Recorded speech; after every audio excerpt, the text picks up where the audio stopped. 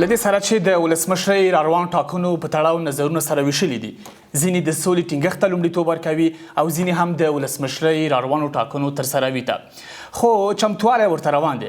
تازه د ټاکنو خپلواک کمیسیون د رای ورکوونکو د نوملړ په تړاو اهم معلومات شریک کړل او د څو شپې مخکې د نوماندانو هغه وروستی نوملړ هم خپور کړ او د ځینو ته یې باورلیکونه ورکړل. موږ د ولسمشرۍ راروانو ټاکنو یو نومان نور رحمان لیوال سره د ده پر پروګرامونو او ځانګړتیاو وغږیږو. ښاغلی لیوال، ډېره مننه له وخته مو. ستړي مه شئ ښاغلی، هر کله راشئ. ولې مو ځان نومان کړی د ولسمشرۍ راروانو ټاکنو ته؟ هر افغان چې هغه سره احساس وي او هغه سره د ځان، د خپلې کورنۍ، د خپلو خپلوانو او د هیوادوالو غم وي، نو زما یقین دی چې په دې حالاتو کې به هغه راوځي، ځکه چې دلته سیاسي ستونزه شته ده او دغه مسؤلیت ته به ځان نمایندوي که د سره دا وړتیا وي او خپله وړتیا په ځان کې ویني چې تر څو دې ستونزې ته د حل لاره پیدا کړي. تاسو ډاډه یاست چې د ځایي خلکو ستونزې مو درک کړي دي او لار ورته لرئ؟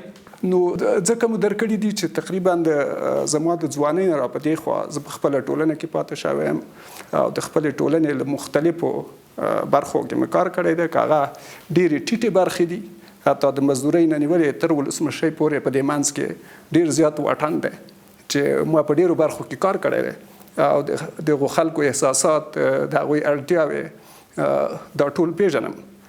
نو ځکه زه پوهیږم چې دلته حل څنګه راتلی شي.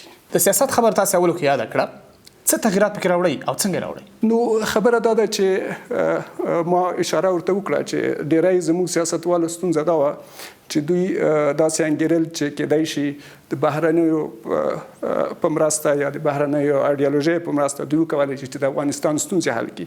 نو دوی دا له پامه غورځولي وو چې د خپلو خلکو سره کار کول او خپلې ستونزو لومړی موندل، بیا هغې ته خپل حل لټول د ستونزې اساسي او بنسټیز حل دی. که داسې ونه شي نو هیڅ هیواد چې دوی له دې باندې نه هر څه را واردوي هغه نشي کولی چې خپلواک واوسي. ښاغلی لیوال، تاسې سیاست کې تجربه نه لرئ، اصلا ډېره ګرانه نه ده درته چې ولسمشرۍ وکئ او بیا پکې سیاست کې د پام وړ تغییر راوړئ؟ نو ستونزه دغه ده چې په هغه سیاست کې چې دلته معمول دی، یعنی د مریتوب او د بهرنۍ پالنې او د پردي پالنې سیاست کې زه واقعي تجربه نه لرم، خو زه د ټولنې په منځ کې ژوند کوم او په دغه ټولنه کې چې نورو سیاستوالو په ځانګړي ډول په دغه تیرو 40 کلونو کې د واک او ځواک دپاره جګړه کوله، ما واقعي ټولنیز سیاست کړی دی او په تیرو 4 لسیزو کې تقریبا په هره لسیزه کې زه داسې یوه لاسته راوړنه لرم چې هغه د هغه وخت حکومتونه نه درلوده. د بېلګې په ډول زه تاسو ته ووایم په د نن نه 25 کاله مخکې کله چې نورو د ځواک دپاره جګړه کوله، تنظیمونه یې جوړ کړي وو، ډلې ټپلې جوړې کړې وې، زه په هغه وخت کې ناست وم چې دې ټولنې ته داسې یو ذهنیت ورکړم چې موږ خپل کارونه په خپله کوی شو. نو پیل مې وکړ چې زه کمپیوټر چې د هغه وخت نوې پدیده وه وتوانېدم چې خپل ټولنې دپاره داسې برابر کړم چې دوی ترېنه کار واخیستی شي، دوی ترېنه ګټور شي، بهرمن شي. دا په هغه وخت کې د حکومتونو حتی د ګاونډیو هیوادو د حکومتونو د توان کار نه و. نو دغه په خپله د دې بنسټ جوړوي چې زه په هغه سیاست باندې باور لرم چې هغه د خلکو د منځ نه راولاړ شوی وي بلکې تپل شوی نه وي. بیا دغه ته راځو دوهمې لاسته راوړنې ته له نن نه بیا 15 کاله مخکې موږ وتوانېدلو چې د ټکنالوژۍ په برخه کې بیا یو نړیواله لاسته راوړنه ته لاسته راوړو، ځکه چې د سټلایټ یا سپوږمکۍ په برخه کې د سیستم جوړولو د تلویزیونو دپاره چې له هغه نه وروستو بیا ځینې نورو موږ کاپي کړلو، هغه هم 10 کاله وروستو. نو بیا د نړۍ په 50 کسانو کې زه راغلم. دا هغه سیاست دی چې تاسو کولی شئ چې ولس ته دا باور ورکړئ چې موږ یو څوک یو چې تاسو مې درک کړي دي، تاسو ستونزې مې درک کړي دي او د هغو حل لټوو. خو تاسې څه ویل دا تقریبا د ټکنالوژۍ برخې ډېر کارونه دي. آیا فکر کوئ چې ولسي ملاتړ حسابېدی شي چې تاسو ته خلک رایه درکړي او ولسمشر شئ؟ نو دا ولس د پخوانه په داسې یو چا پسې ګرځېده چې د دوی استازیتوب وکولی شي او د دوی ستونزې درک کړي وي نو د هغه تپل شوو نه نور ولس ستړی دی. زه ګمان نه کوم چې نور به ولس تپل شوو مشرانو پسې ګرځي او د هغوی ته به سیاستوال وایي. په څه ډاډه یاست چې ولس به له تاسې ملاتړ وکړي؟ نو زه په خپلو عملونو باندې زه په خپلو تیرو کړنو باندې ډاډه یم او زما د ولس نه دا هیله ده چې ګوره په خبرو باندې مه تیر وځئ، د دغو نمایندانو شاته د هر یو تیرې کړنې وګورئ او که یوازې په خبرو باندې تیر وځئ نو ډېر داسې خلک چې هغه عملي برخه هیڅ نه لري ډېر ښې خبرې کولی شي. تاسې توپیر د نورو نمایندانو سره څه دی د ولس نورو نمایندانو؟ زما یو ستر توپیر دا دی چې زه د وخت د ټکنالوژۍ سره د وخت اړتیاو سره برابر یم. مونږ کولی شو چې افغانستان په ډېر زر د نوې ټکنالوژیو د نوې پرمختګونو په مرسته باندې د سیمې څه کې د نړۍ سیال کو.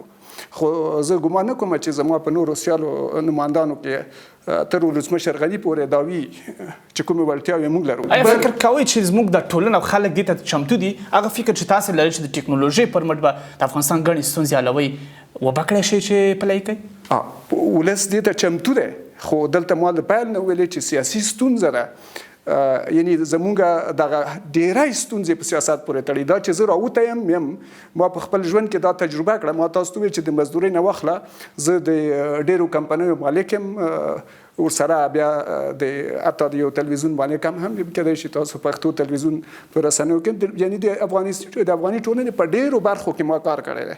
د دیوال ملي مړښت پروګرام او دیوال ملي پوهې پروګرام نه چې تیر ځل زما د ولسمشرۍ پروګرامونه په هغې کې موږ ځینې داسې شیان وښودل چې دا ولس ته دا ډاډ ورکوي چې باید دغسې خلکو پسې لاړ شي او تر څو دوی ستونزې حل کړي. ځکه بله ښکلې تجربه دا ده چې نن هر افغان په دې باندې پوهېږي چې تیرو څلورو لسیزو کې د نړۍ داسې کس نه دی پاتې چې موږ سره مالي مرسته نه ده کړې. خو زموږ مشکل حل نه شو. ولې حل نه شو؟ ځکه چې هغه مالي هغو مرستو دلته ځینې ځایي نوښتونه ووژل او دا په غیر شعوري ډول ووژل شول. نو د یو جاپاني څخه پوښتنه وشوه وایي تاسو څنګه جاپان جوړ کړ؟ هغه په جواب کې ورته وویل چې موږ په دې باندې پوهېدو چې موږ جاپانیان خپل کارونه خپلې ستونزې څنګه حل کړو بل چاته ونه ګورو. د ټکنالوژۍ خبرې مو ډېرې وکړې، ما ته معلومات شته خو ممکن ډېر لیدونکو ته معلومات نه وي. زده کړې مو څه دي؟ نو زده کړې خو هغه وخت کې چې زه په دلته د غوایي بدلون زه ورته وایم یا انقلاب وشو، زه منځنۍ زده کړې مې درلودې، بیا هغه حالات خراب شول، بیا لاړلو مهاجرت مو وکړ. په مهاجرت کې سره له دې چې ځینې زده کړې د ټکنالوژۍ په باره کې هغه وخت زما خوښه وه چې موږ کولی شو ټکنالوژۍ لارې پرمختګ وکړو. نو هغه مو کړي دي او ډیری مو خپل ځاني زده کړې کړي دي چې تاسو کولی شئ که هغه زما خپل ځاني زده کړې دغه کوئ نو په ډېرو برخو کې حتی د پی ایچ ډي تر برخې پورې معلومولی شئ. ټکنالوژۍ برخې تاسو پی ایچ ډي کړو کوم پوهنتون؟ نو پوهنتون ما تاته وویل چې ما په هغه وخت کې چې کله ما د کمپیوټر برخه کې زده کړې کولې په دې سیمه کې داسې ځای نه و چې کوم کارونه ما کول چې هغه د دوی وکړي. نو زه څنګه د داسې نه د شک پر دا لیدونکي را سره مني چې تاسې له شک پرته ګڼ کارونه کړي افغانستان کې د ټکنالوژۍ برخه کې. تاسې رسمي سند لرئ؟ زه رسمي د پوهنتون سند نه لرم ځکه چې زما ډېری تر 12 پورې سند لرئ؟ زده کړې خپل ځاني وي. نه 12 ټولګي پورې زده کړې لرئ رسمي سند؟ تقریبا هغه داسې ده چې د خپل ځاني زده کړو په حساب باندې تاسو کولی شئ چې په ما حساب وکړئ د لیسانس تر کچه. صحیح. ستاسې شعار د مسؤلیت او عدالت ریښه یې څه ده؟ نو تاسو ګورئ چې په افغانستان کې لومړنۍ ستونزه چې د سیاسي ستونزې ته لاره هواروي هغه د بې مسؤلیتۍ ده. موږ دلته داسې یو حکومت نه درلودو چې هغه مسؤلیتونه درک کړي د ټولنې د پرمختګ د حکومتولۍ او هغو دپاره کار وکړي. نو ځکه لومړنی ټکی موږ مسؤلیت کېښودی. ډېری سیاستوال د مسؤلیت نه ډېر زیات ویریږي، دوی مسؤلیت د هېڅ نه قبلوي، حتی دا ټکی کاروي نه.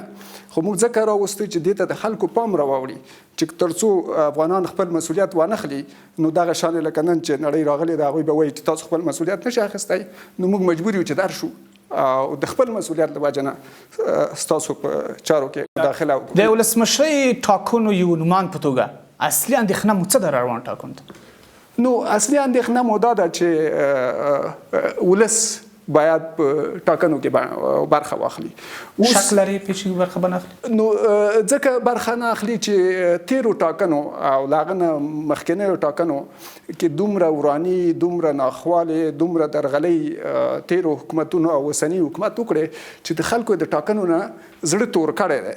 اوس موږ د خلکو دپاره یوه هیله یو، ځکه چې موږ خلکو ته دا احساس ورکوو. ما ته ډیری خلک دلته راځي او هغه وایي چې تر اوسه پورې ما ونډه نه اخیسته، خو اوس یې ستا دپاره اخلم. نو دا زما دپاره ویاړ دی چې یو څوک افغان راځي او تقریبا دا هره ورځ دا تکراریږي. نو زما لپاره دا هیله راکوي چې دا خلک زموږ سره مینه لري او زموږ په کړنو پسې ګوري او دا ځلې ملت پوه شوی دی، هغوی نور په خبرو نه غولېږي. زما یقین دی چې هغو تیرې کړنې احساس اندېښنه یوازې دا وه چې ګنې خلک به ګډون ونه کړي، ځکه په تیر کې بې باوره شوي دي او اوس بیا چې د تاسې په خاطر باندې خلک ګډون کوي، همدا یوه اندېښنه ده که بله اندېښنه شته د شفافیت؟ دا خو ده. بله خبره دا ده چې دلته حکومت او کېدای شي تاسو زما یوه نوې لیکنه بیا ولولئ او ځینو هیوادوالو به لوستلي وي چې دلته اوسنۍ ستونزې چې دي، مونږ لومړنۍ ستونزه چې لرو د ټاکنو دپاره خنډ هغه اوسنی حکومت دی. ځکه دا حکومت رڼو ټاکنو باندې باور نه لري، ځکه دوی پوهېږي که رڼې ټاکنې وشي دوی ګټونکي نه دي. نو اوس خو ټاکنې خو د ټاکنو خپلواک کمیسیون کوي، حکومت خو یې نه کوي. خو خبره دا ده چې کمیسیون غریب خو په یوازې دا نشي کوی. ګوره د ټاکنو بودیجه حکومت باید منظوري ورکړي، د ټاکنو امنیت باید اړونده حکومتي ادارې ورسره وساتي، د ټاکنو اکمالات باید اړونده حکومتي ادارې ورسره وکړي.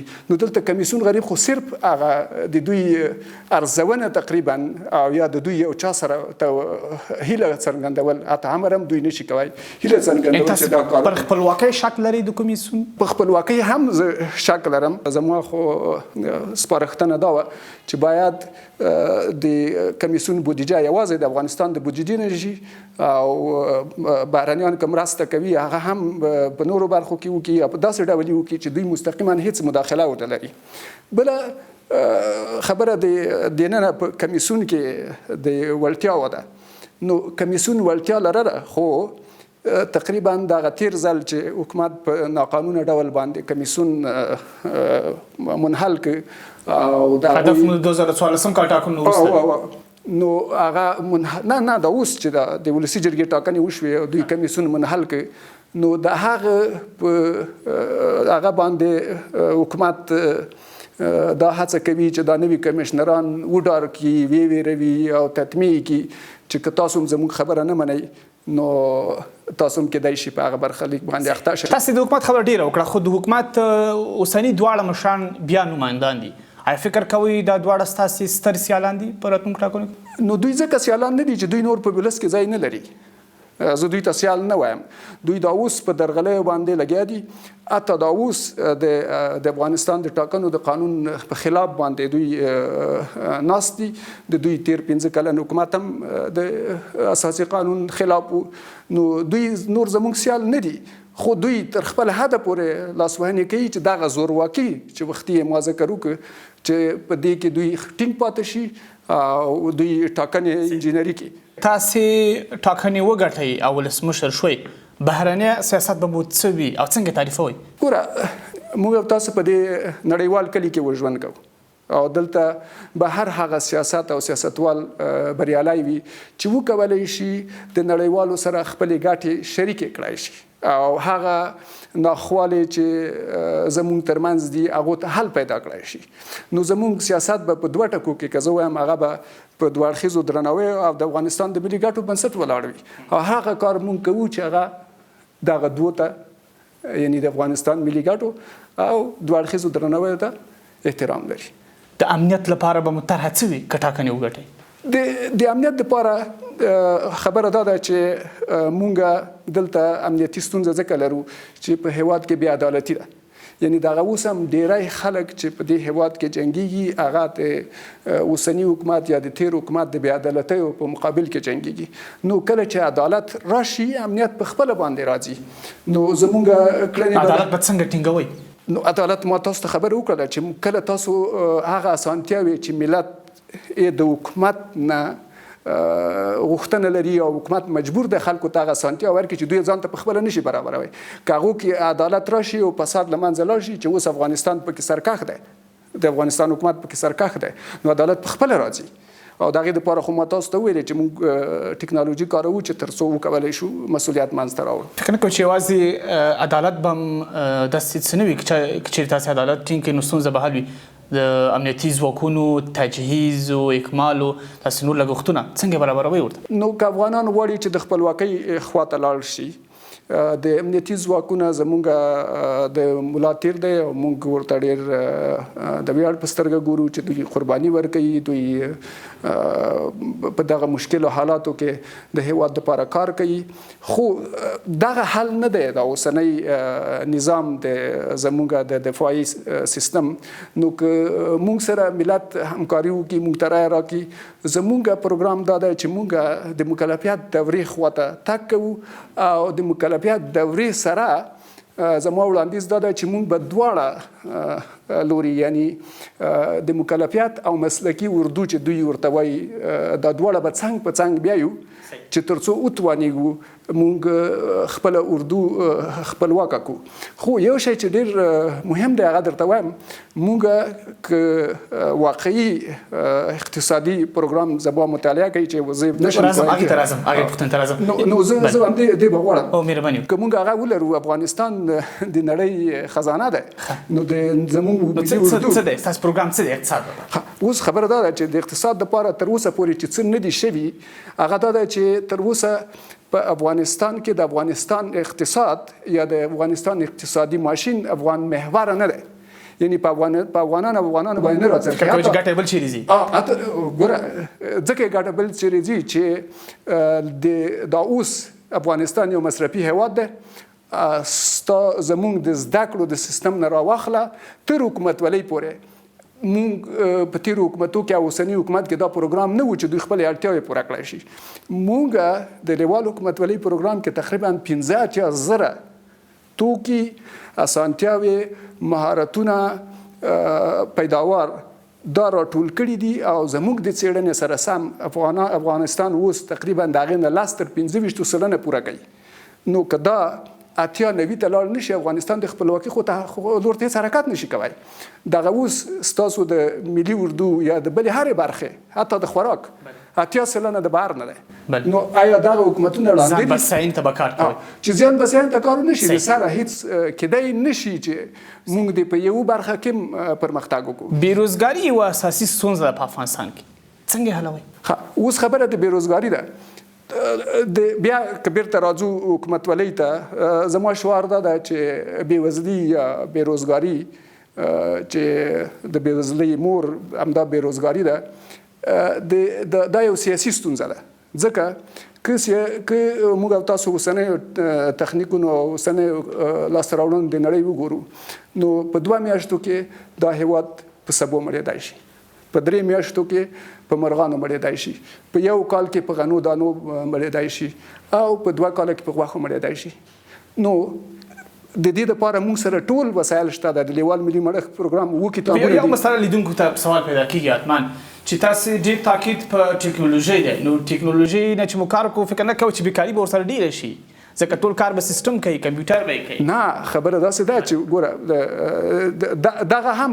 غلط تاثر دی په ډیری نړۍ کې چې که ټکنالوژي نه کار اخلي نو بېروزګاري به سره ډېره شي ډېر هغه کارونه چې انسانانو سخت کارونه کول هغه ټکنالوژي ته ځي او د هغې په ځای باندې بیا اخواته نرم کارونه چې زیاتېږي د مثال په ډول همدغه ټکنالوژي چې څوک جوړوي د هغه بیا د دې نه چې کومه لاسته راوړنه منځ راځي هغه ډېره زیاته مهمه ده موږ کولی شو چې په انګریزۍ کې چې ورته ویلفیر سټیټ وایي موږ د دغو خپلو امکاناتو نه چې په هیواد کې شته ده هغوی وکاروو او هغه کسان چې بېکاره کېږي هغه ته زموږ دولت خوراک چې کاک ورکړي لکه په نوره نړۍ کې چې ورکوي که فرض که ستاسې ژمنه دا وي خلکو ته چې 1 میلیون کسانو ته کار پیدا کوئ سرچینې به یې څه وي یو ډېره ښکلې خبره دا ده چې موږ غواړو چې د لیوال حکومتولۍ کې چون چې دلته ستونزې د حکومتولۍ زښته ډېرې دي، موږ حکومت 2 شفټه کو. تقریبا د افغانستان حکومت به 2 شفټه چلیږي چې د خلکو ستونزې هواره کړای شي. نو لومړی خو دلته 2 شفټه کې لکه واضح کړي لیدونکو ته لکه مطلب اوس خلک 8 ساعته کار کوي، دا کار چې ختمیږي 8 ساعته نور کار به شروع کیږي چې خلک د خلکو مشکلات هم حل شي، ورسره په دولت کې کار پیدا شي. خو یو شی چې ډېر زیات مهم دی هغه دا ده چې ما تاسو ته مخکې اشاره وکړه چې د افغانستان د زده کړو سیستم د حکومتولۍ سیستم ولس محوره نه و، بلکې حکومت او دولت محوره و. د دې مثال د دې د پوهاوي لپاره زه غواړم تشریح ورکړم. هغه دا ده چې د اوس هم یو هلک یا یو زموږ یو ځوان یو پیغله چې د پوهنتون نه فارغېږي، د هغې سره دا انګېزه وي چې حکومت به دوی ته کار برابروي. ډېری ځوانان چې ما ته راځي د دوی ګیله هم دا وي چې حکومت موږ ته کار رانه کوي. اوس دا ولس په دې باندې نه دی پوه چې د حکومت ټولې دندې تقریبا 9 میلیون دندې دي، خو موږ هلته نږدې شاوخوا 40 میلیونه نفوس لرو، نو 9.5 میلیونه خلک به نور څه شی کوي. نو دلته د چې ستونزه زمونږ په نصاب کې زمونږ په زده کړو کې دا وه چې دوی ونه توانېدل چې خصوصي سکتور چې د هر هیواد د ملا تیر دی هغه پیاوړی کړي چې خلک هلته دندې واخلي او یوازې دغه د حکومت 500 دندو ته ونه ګوري. نو زما پروګرام دا ده او د دې لپاره خوشبختانه چې تقریبا لنن یو 15 کاله یا 10 کاله مخکې ما دا پریکړه وکړه چې باید زه لومړی په هغه کې خصوصي سکتور کې کار وکړم چې ترڅو زه وتوانېږم خپل ډوډۍ پیدا کړم او بیا دغه چل نور افغانان ته وښودل چې خپل ډوډۍ څنګه پیدا کېږي. کافي مثال لیدونکو په عفو غواړم چې ځینې پوښتنې چې وخت کم دی ښځو لپاره مو پروګرام څه وي په آینده کې ستاسې په حکومت کې چې ټاکنې وګټئ د ښځو ځایګاه به څه وي؟ موږ تاسو مسلمانان او د اسلام د دین او زموږ د ځایي ارزښتونو سره سم زموږ ټولنه چې ښځو ته کوم ځای ورکوي موږ هغه ته احترام لرو. د هغې په رڼا کې ټولنه که قانون اساسي قانون کې څه اوس خبره دا ده چې اساسي قانون څه شی دی. نو که دا سوال مطرح کوي خو اساسي قانون هم د خلکو د غوښتنو بنسټ جوړېږي، نو هغه خو داسې نه دی چې د خلکو د غوښتنو نه ستر دی یا قوي دی. نو د خلکو غوښتنې راولاړېږي او هغه په اساسي قانون کې ځایېږي. زموږ اساسي قانون هم په ډېرو برخو کې نیمګړی دی، موږ د هغې دپاره هم ولاړ یو چې په هغه باندې هم کار وکړو. ټولنې شرایطو ته پام تاسې غواړئ چې ټولنه کې چې څه وي خلک څه غواړي هغسې به ونډه لري ښځې هغسې باید ونډه ولري او د هغې په بنسټ باندې باید دوی ته پرمختګونه ورکړل شي. او ټولو نه ستر خنډ اوس چې ښځو ته ده چې ښځې ترېنه ځورېږي هغه بې امنیتي او بې عدالتي ده او ډېری قرباني یې ښځې دي. تاسې ورته اول کې وضاحت ورکړو چې پروګرامونه مو څه دي، کمپاین په کومه طریقه کوئ؟ زموږ کمپاین هم بیخي مختلف دی او زه نه غواړم چې د کمپاین د لومړۍ ورځې نه مخکې هغه تاسو سره شریکم، خو تقریبا زموږ کمپاین به په هغه اصولو باندې ولاړ وي چې د ولسواکۍ اصل جوړوي. لګښت خپل جیبه پرې کوئ؟ نو که دا مونږ کوو نو د دې مطلب دا دی چې مونږ په اصل کې ولسواکۍ ته نه ځو بلکې د ولسواکۍ پښې غوڅوو. که زه دا ووایم هدف مو دا که بل ملاتړ یا بل ملاتړ که ولسي ملاتړ مونږ خپل نشو کړای باید مونږ هېڅ سیاست ونه کړو. او زما د ټولو نمایندانو دا هیله ده که ته خپل لګښت کوې پوښتنه باید د ولس او زموږ او تا سره دا وي چې تا له کومه کړي. تر وروستیو دغسې مبارزه کوئ که د کوم کاندید په ګټه به تیر شئ؟ زموږ دروازه د هر نماند یا د هر سیاسي خوځښت یا د هر افغان په مخ خلاصه ده. ښکار داسې چې داسې مونږ په واضح احتمال شته چې چا سره یو ځای شي؟ مونږ سره هر څوک یو ځای کېدای شي. خو تاسو چا سره نه یو ځای کېږي؟ نو دا هم ناسمه خبره ده چې ځکه چې موږ سره خلک یو ځای کېږي احتمال شته دوی یو ځای کېږي، خو د دې احتمال ځکه نشته دی چې موږ په دې باندې باوري نه یو. که موږ خپل موقف پرېږدو نو افغانستان پرمختګ کوي، نو موږ په خپل موقف باندې ټینګ ولاړ یو او د ټولو دپاره زموږ دروازه خلاصه ده. د دې شپه ورځ کې یوه اندېښنه دا ده چې د سولې د ټینګېدو خبرې روانې دي او ځینې باورونه دا دي چې ګنې که سوله وشي یو توافق وشي ټاکنې به وځنډېږي. آیا منئ؟ خبره دلته ده چې سوله د افغانستان د خلکو سپېڅلې غوښتنه ده، په ځای غوښتنه ده او حق دی. ټاکنې هم د دوی حق دی او موږ د سولې خواته هم بوای شي. اوس خبره دا ده چې که سوله رامخکې کېږي موږ یې ملاتړ یو، موږ د سولې طرفدار یو، خو که سوله په دغه ډول وي لکه دا اوس چې دا په هغه کې ستونزه دا ده چې سوله ښکیل لوري ترمنځ نشي کوی. آیا که د ولسمشرۍ ټاکنو یعنې د تلې د شپږمې نیټې نه مخکې پر سوله توافق وشي او انتخابات وځنډېږي، آیا تاسو ته د ټاکنو د یو نومان په توګه د منلو ده؟ مونږ خو اوس هم وړاندیز کړی دی چې ټاکنې باید وځنډېږي. دغه درېیم ځل دپاره مونږ وړاندیز کوو. دا زما پرون مقاله خپره شوې ده په انګریزي ژبه کې او په پښتو او په دري باندې. تاسو سوله لومړیتوب لري؟ زمونږ دپاره یوازې سوله نه، دغه حکومت دغه لوبغاړي چې اوس په سوله کې سره ګیر دي دوی سوله نشي کوی. نو که دوی ټاکنې رستو کوي، ټاکنې مونږ په دې بنسټ رستو کوو چې ټاکنو کې د شفافیت سیستم باید جوړ شي چې نشته دی. د سولې دپاره پروګرام باندې مونږ دا وړاندیز دوی ته کوو چې ګوره که تاسو سوله کوئ نو باید تاسو یو داسې درېیمګړي ته د سولې دا پروسه وسپارئ چې هغه د ښکیلو لورو برخه نه وي. نو ښکیل لوري څنګه کوي چې سوله وکړي؟ دوی خو که دوی سوله کوی شو جنګ یې ولې کوو. ډېره زیاته مننه. کور مادان د ولسمشرۍ ټاکنو نومان نور رحمان لیوال، ډېره مننه له وخت او حوصلې مو. مننه ژوندی دی، خو وخت د کم و نو موږ نشو کولی چې هغه ټول ارمانونه ولس ته ورسوو چې څه زموږ په زړه کې و.